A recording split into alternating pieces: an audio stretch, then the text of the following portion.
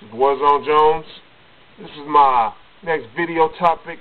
This next video topic is about legacy. Legacy, ladies and gentlemen. Legacy. A group of three guys who supposed to be the next generation, the next generation wrestler, of their fathers. Now I remember when I heard about this group about a couple of months before it actually got started. It actually took them a long time to get this group started. And I remember that who the wrestlers they said they were going to have in this group, and most of them really wasn't in the group. I heard David Hart Smith was going to be in this group. I heard Carlito was probably going to be in this group, and I think I heard a couple more other guys. I just can't remember them all right now. But at the end, it was just Randy Orton, who was the leader, and Ted DiBiase and Cody Rhodes. I remember all three of these guys. Now, if you think about this group is, it seems like it's broken up. It seems like it's completely broken up. Yeah, the group is over. Legacy is over. It's over. So now what is the legacy of this group? Now, granted, they had a leader like Randy Orton, but, this group was, these guys were like pretty much jobbers, except for Randy Orton. I mean, these guys were pretty much jobbers. I mean, did you enjoy Legacy? No, I didn't enjoy this group at all. They have completely dropped the ball with this group. So what the hell was they thinking? Now, these guys were jobbers, particularly, Rhodes and DiBiase. Those guys were jobbers. They were rarely booked strong. And I remember when these guys were priceless. When they start off as that tag team priceless, then nobody give a damn about them at all. Now, they are technically bigger stars than what they was when they did priceless. But, I would say that Cody Rhodes, a lot of people said Cody Rhodes is his shit. Like, he is going nowhere. Like, a lot of people say that, hey, he's going to be Marty Jannetty. Like, he's that guy. He's going to be the Marty Jannetty of the group. And a lot of people say that Ted DiBiase, he's going to be like the future. He's going to be the next big breakout superstar. And you know what? I'm not really that big a fan of Ted DiBiase. I mean, I don't know if I said it, is it DiBiase or DiBiase, whatever. But I'm not really his biggest fan. In fact, I'm not really a fan of this guy at all. Particularly because, for one thing, I remember, he was just having, he was not having any good matches. Like, those guys were not having any good matches, in my opinion. And it wasn't just because they was losers, just they wasn't having any good matches. And if you're not having any good matches, if a lot of your matches are boring, I'm not going to like it. That's just how I am. If a guy's not having any good matches, I'm not going to like him. Now, I'm not saying he hasn't been in any good matches, period. He has been in a lot of good matches, but when they was doing priceless, their matches were boring. In my opinion, they were just a boring-ass tag team. Their promos were boring. Their interviews sucked. A lot of the things that Rhodes and DiBiase, a lot of the things they did sucked, in my opinion. Now, even when they got with Randy Orton, they were still, it seemed like they still sort of sucked. So these guys were his lackeys. Normally, when you break up a group and you want to get that one guy out, that person becomes a babyface. And you would think they'll make either Rhodes or DiBiase the babyface. No, it was Randy Orton, a guy who was already a big-time superstar. Randy Orton, one of the biggest superstars in the business. Randy Orton, RKO, the Legend Killer, that guy, the Viper, he's already one of the biggest superstars in the business. He treated them guys like bitches. They were his lackeys. He slapped them in the face. He kicked them in the face. He did whatever the hell he wanted to them.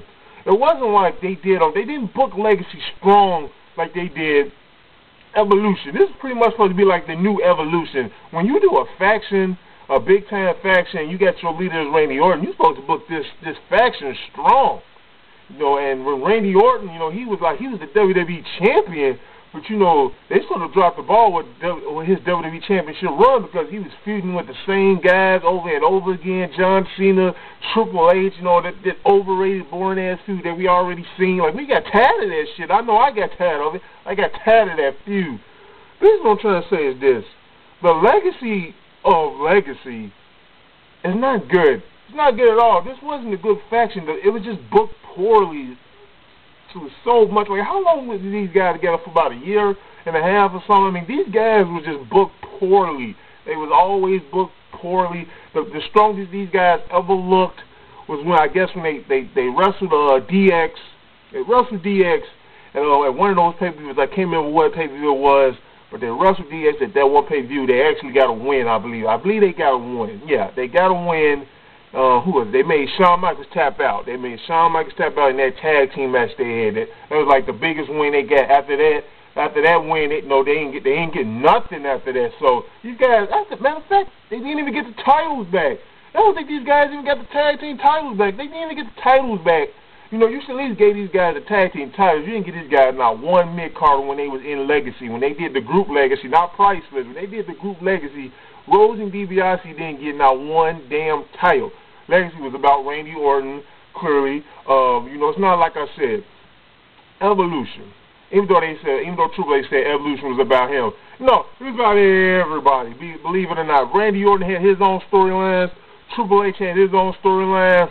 And when Batista came back, you know, they gave him back his own storyline. I mean, these guys, they just dropped the ball with Legacy, period. Legacy, to me, is going to be known as Randy Orton and his lackeys.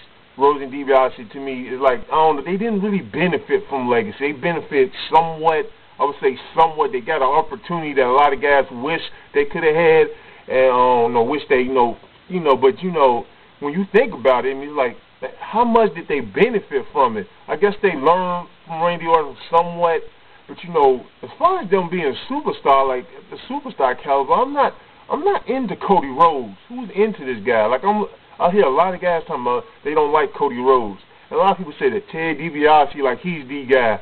Well, I'm not into Ted DiBiase. Period. I'm getting sick of every time hearing people say that Ted DiBiase, oh, well, he's this young superstar. He got all this talent. No, all this talent. Like, how talented is this guy? Let's be honest. How talented is he? You say that that he got all this talent. I hear Spotty talking about he got all this talent. What do you mean? What do you mean? How much talent he got?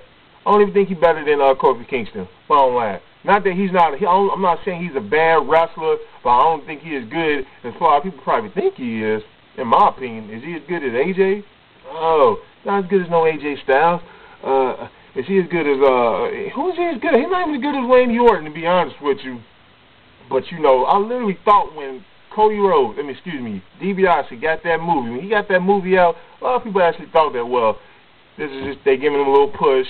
He got a little push. He probably wouldn't even got this movie role, The Marine, if he wasn't in in Legacy. But when everybody thought he got that, everybody thought he should have went babyface.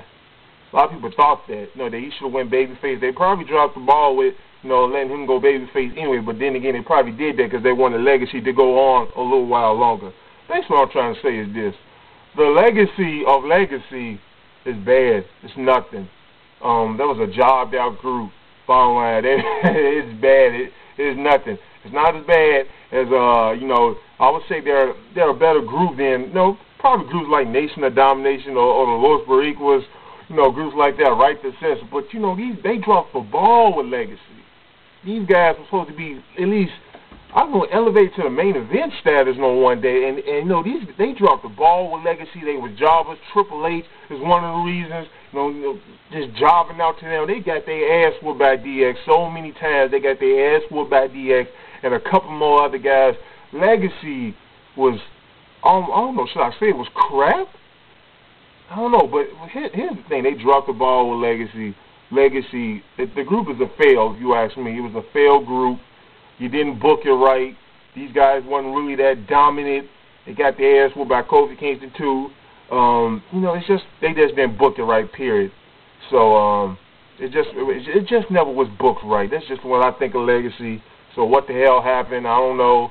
They just dropped the ball with Legacy, and I'm glad it's over. And as a matter of fact, a lot of people wanted this group to be over within, I think 2 months.